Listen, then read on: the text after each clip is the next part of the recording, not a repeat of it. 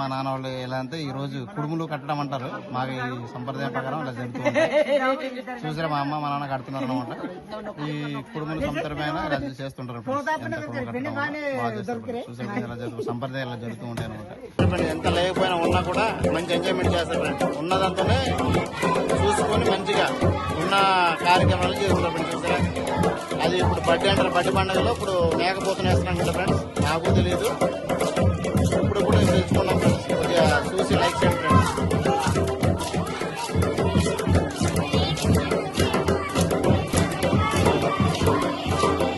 కోలాటం కూడా బాగా ఎడుతుంది ఫ్రెండ్స్. ఇక్కడ కోలాటం కానీ పదాలు కానీ ఇవి కూడా బాగా ఎడుతుంది ఫ్రెండ్స్. ఈ కోలాటంలో ఆ సంప్రదాయం ఫ్రెండ్స్. నెక్స్ట్ వ్యవసాయంలో పడతారు ఫ్రెండ్స్. అందరూ వ్యవసాయంలో పడతారు.